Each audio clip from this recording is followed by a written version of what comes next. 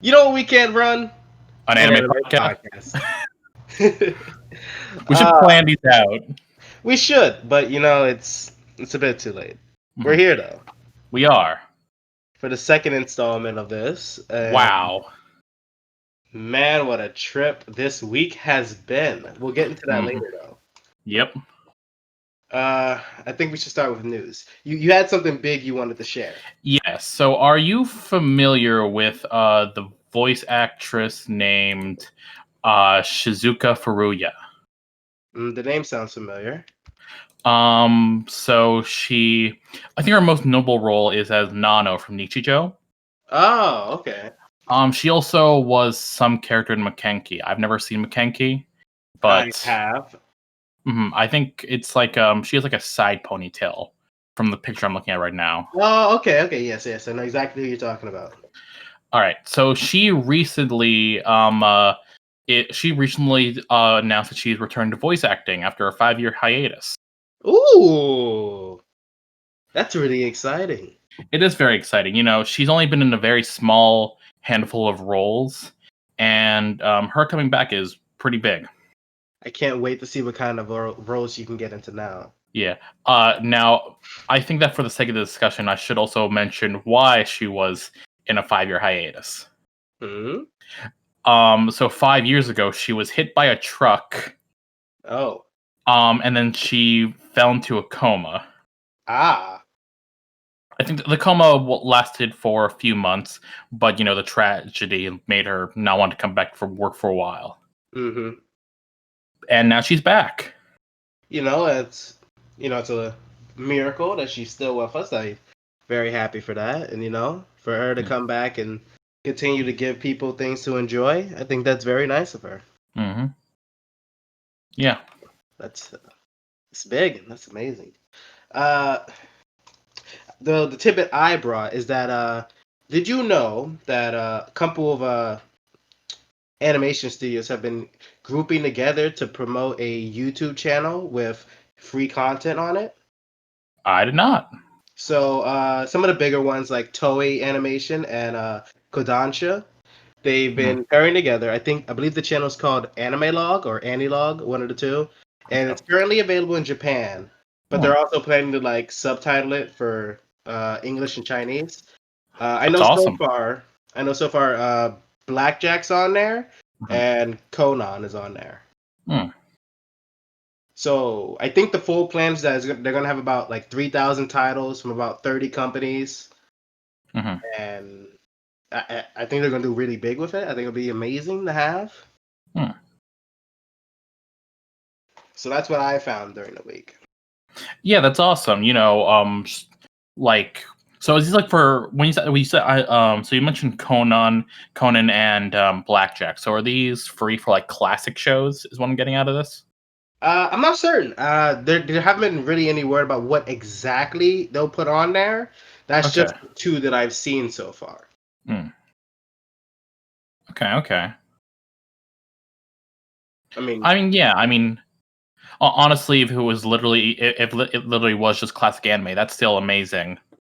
Because also, there are a lot of people who haven't seen a lot of classic shows. So if it is classic shows, it's a great resource for people to watch. And if it has more stuff, even better. It's pretty big, You don't have to pay for a streaming service for everything nowadays. Some stuff you could just find on your own, and then you go get the streaming service. And I think that's pretty nice. Yeah. Okay. All right. Do you have any more news? Because if not, I have one last bit of news. I don't. Lay it on me. Let me hear it. So rumor has it. I think it might actually be official, but it's kind of sources are a bit wonky because it's just happened yesterday. So apparently, AT&T is looking to sell Crunchyroll. Oh. And one of the current people who they're looking to sell to is Sony. Oh. Now, the biggest thing about that is that, so roughly, I think it's been 2 years now. Crunchyroll and Funimation had working together, and that's started the first iteration of Verve. Yeah. there, you had Crunchyroll shows, Funimation shows, and all the originals, plus a couple other channels. Yeah. But I think within the next year, Funimation left that because they were bought out by. So no, it was because Crunchyroll was bought out by AT&T, and so they didn't want, Sony and AT&T didn't want to play nice, and so Funimation was pulled out from Verve. Yeah. But now, if Sony owns Crunchyroll, that means that potentially we could once again just have one streaming service between the two of them again. Oh, actually, that could be really nice. Mm-hmm. More of a unified stand in the anime streaming community. Yeah, because the complaint you often hear from people who are hesitant toward paying for a streaming service is, I don't want to pay for all of these. I have to get if I get one, I don't even get all of them. Mm-hmm. What the heck's up with that? But yeah, back then, Verve was the best deal. You had Crunchyroll and Funimation, and right now Verve is still a pretty good deal with Crunchyroll and High Dive.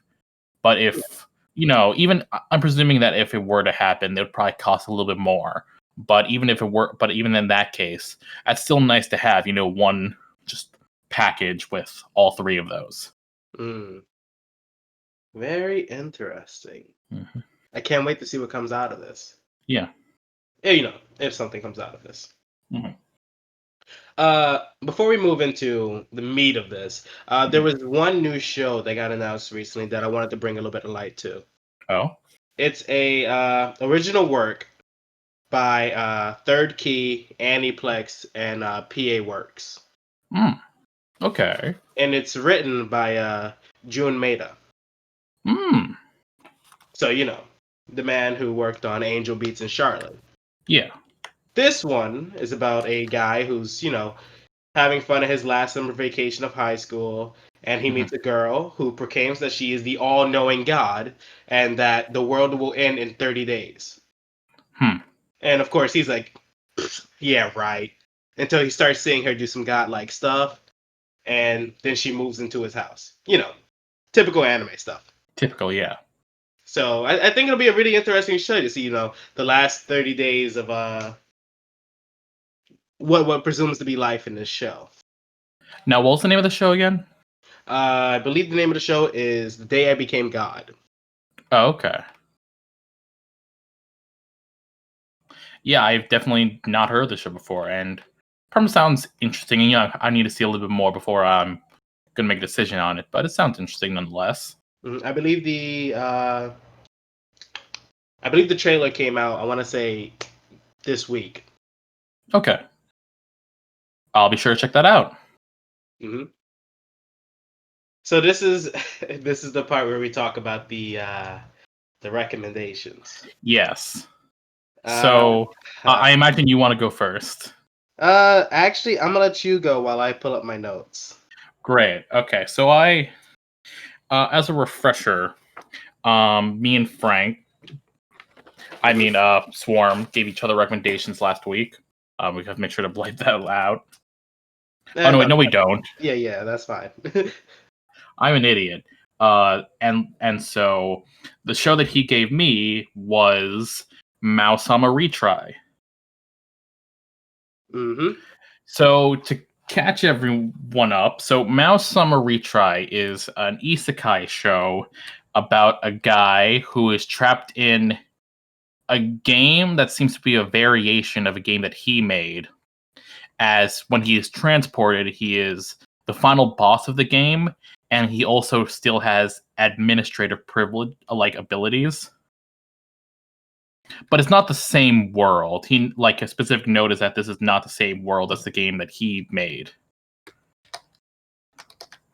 Mm-hmm. So this show's terrible. It's very, very generic. And I almost fell asleep around episode 7-ish. Then again, I probably shouldn't have been to the show. But, yeah, so I have a handful of fun notes. I also like to point out, so Okay, so the studio who made this has one other show under their belt that I've also never heard of. That was called Crossing Time, and the studio is called Ekachi Epilka. Yep. So, I'm not going to go too deep into the show. I'm just going to read off a handful of my favorite notes that I wrote.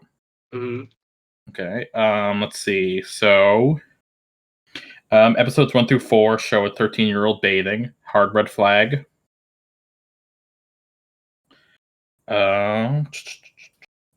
Situations don't resolve. See dinner scene. Mm-hmm. I believe that was episode 2.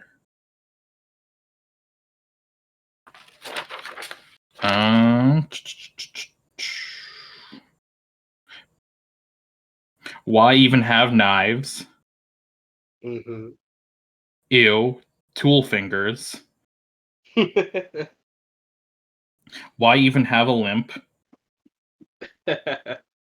No one has a nose. Bunny race is called bunnies. Mm-hmm. Mm-hmm. The MMO has become an RTS. Yeah. Arbitrary carry weights. Yeah. Shrimp fry, butterfly, oyster fry. Yeah. There was a part where I just wrote ran out of budget. I don't remember what episode that is. The spa episode has the most animation. Mm-hmm. And basically devoid of animation. Mm. So don't watch this show. It's very boring. And I don't know what else to say. I mean, you had your experience with it. My Yes. experience differs a little bit because, I found some enjoyment in it. I wouldn't say not to watch it. I just say don't get your hopes up too much. Now, I think the question really is why? Why did you recommend me this? when I watched the show, at least I had a lot of fun moments where I questioned, some of the things you did, naming schemes, where's all the animation. Man, they spent a lot of time on this one episode. Mm-hmm. But I found some funny characters in there, some cute scenes. Just a general thing. If you're ever looking for, something to just watch when you have nothing to watch, I'd say the show fits a bill. I don't. Go watch anything else. Please. So I guess with that we move on to the one I had, which was Yuri Kuma Arashai. Yes. And I want everyone to pay close attention to the words that I say. Mm-hmm. Because I hate this show. With a burning passion. I give it a 7 out of 10. Oh. I see why people enjoy the show. Don't get me wrong. Mm-hmm. I can see why people enjoy the show. Personally, it's not for me. It took me 3, maybe 4 tries to get past episode 1. Because a lot of it... It's weird. A lot of it made my head hurt. There's a whole lot of emotions that went through watching this show, but I understand is the point that I'm gonna put across. I do have a couple of notes myself. I wrote Danganronpa Bear Court, Sharabadu, lots of fever dreams, bear butt sniffing question mark. How can I not tell that the girls who say growl in almost every sentence are bears? Why are the bears tiny? Most of these court trials seem like they're doing really bad things, but just letting it slide. Oh, why throw bricks at people you want to be friends with? And after a certain point, the show. So after every court session, the show would have like a transformation scene. And at a certain point, they just stopped doing that, which is very interesting. There were certain parts that looked like bear fusion was involved. There was a cyborg bear.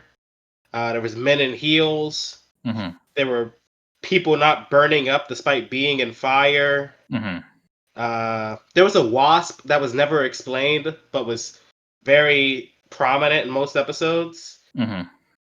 And I think my biggest one here is how most of these episodes are just replaying the same scenes but changing a little bit of dialogue. Because every scene had the exact same court scene, the exact same transformation scene, and then half of the flashbacks were the exact same thing, with the dialogue being changed slightly. Mm-hmm. Beyond that, there were a few unexplained questions that I had with the invisible storm Mm-hmm. and why they don't let people just explain themselves. I mean, I'd be happy to answer any question you have. Let me just get them out. So why people just don't let people explain things? Uh, who's not watching their prince as he gets put in a box and kicked off a cliff? Mm-hmm. Uh, and then why does this girl have so many bear statues? Mm-hmm. Those were a lot of my just innate thoughts while watching the episodes. So if you want to clarify any of those. Okay, so let's start with the invisible storm. Yeah. So throughout the show, they kept talking about the invisible storm this, the invisible storm that, the invisible storm is coming. You're in the invisible storm. Yet they never really explained what the invisible storm is beyond the fact that it happens to the people they decide to exclude. Which they never explained why they exclude people either, because it seems like something they've been doing forever, but they never explained why. So I'm going to go on a different tangent, but this will answer that question. Mm-hmm. So the entire show is supposed to be like a metaphor for a couple things. Okay, sorry about that. Please continue. Where was I? You were Okay, so the telling me. invisible storm represents society. So they exclude people who they see are different. Yes. The idea is that if you don't fit in society, then you're against society. Yes. Kureha is the target of the invisible storm for most of these because she is a lesbian, Mm-hmm. and because this is a slight spoiler for the show, which I highly encourage that you watch. She was defensive toward bears at a young age because a friend of hers was a bear. Mm-hmm. So the invisible storm is excluding her based on these things. Mm-hmm. Okay. So I had another question Mhm. because something stuck out of me as being super weird and dumb, and I couldn't figure out why. Okay. So throughout the beginning of the show, I was questioning myself because Ureha, the main Mhm. character, was Yeah. talking about a previous love that she couldn't protect. Hmm. But as she goes throughout the entire show, up until the point where she does realize this forgotten memory, she says there was no one else, and that the only person that she was in love with was the I forget her name, but the girl with the glasses, Oh, Sumiya. Sumiya. Yes. Well, And the past love. Oh, sorry. Keep going. no, that's just what threw me off. Yeah. Well, so the past love was the lost memories of Ginkgo as a child. Yes, but she been lost those memories, Yeah, but that emptiness is still there and then she went the entire time saying that there was no one else. because she didn't know. Interesting. She doesn't get her memories back until the last episode. Yes, because she doesn't. She keeps going. Because she doesn't start remembering things until after the height of the quote unquote invisible storm, Hmm. which is her birthday. Yes. That's where she starts remembering things. Hmm. So up to that point, she wasn't trying to remember anyone else. She was focused purely on the fact that she was missing Sumiya. Yes. So I was trying to figure out if that was like just a slip in writing or there was Hmm. something else happening there. Yeah. But yeah, it's very simply her lost memories that she's referring to. Ultimately, I can't say that the show is bad. Mm-hmm. I could say I didn't like the show. Mm-hmm. Because that's me, and I know that the kind of anime watcher I am, that show puts my head through a blender. Mm-hmm. And it had ups, it had downs, it had turmoil. The music was good, the animation was solid for most scenes. I found myself saying "Kumashak" in my head 300 times an episode. And Shabadadoo. Shabadadu, yes, exactly. Uh, all of the life guys were pretty interesting every time they were on screen, Mm-hmm. especially Cool and Sparkle. Mm-hmm. Uh, or Beauty, I should say. I don't know Yeah. why they didn't just name him Sparkle. That's okay. So I'm just gonna be very quick about this tangent. So those basically the life bears represent the patriarchy. Mm, So basically, the reason that they exist is because is the idea that anything that a woman does needs to be accepted in the male view. hmm I caught on to that part because I realized that a lot of these course sessions are, things they could have just did without having to ask anyone. Mm-hmm. But it makes sense if that's what they were going for with that interpretation. Mm-hmm. But yeah, total, I give the show a 7. It's an experience that I'm not gonna say you should go experience, but if you do, that's on you. Mm-hmm. So with that, we didn't get a ranking out of you. What do you give? What do you give? Oh, I give it a don't watch it out of 10. That's fair. Your time is spent better elsewhere out of 10. Go watch paint dry out of 10. Okay. So let's talk new recommendations. What do you got?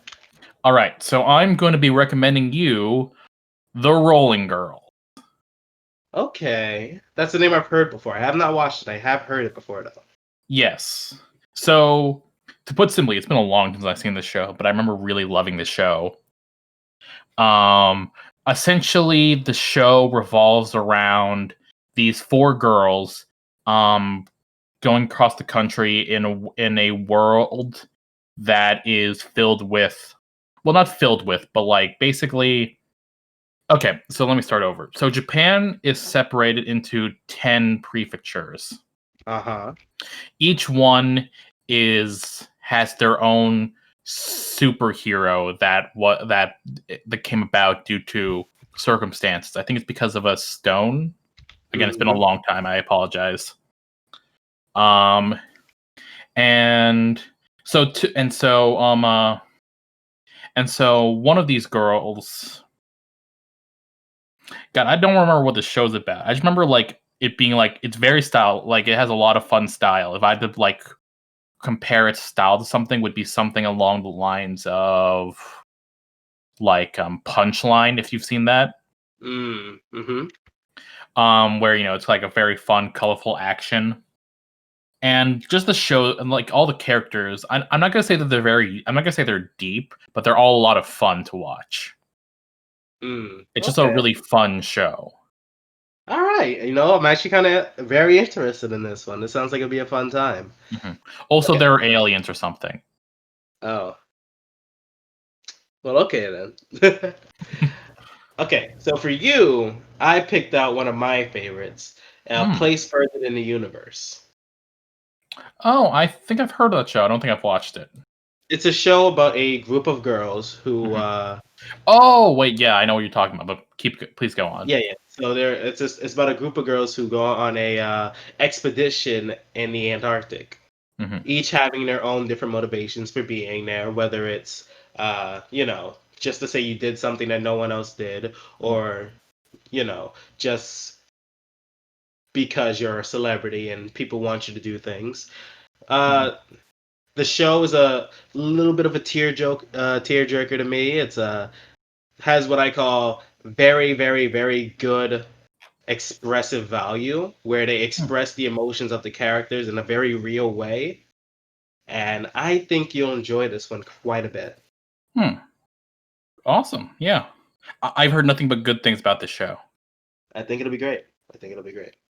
So I think that's where we end off for this time. Unless you have anything else you want to add. Nope, that's it.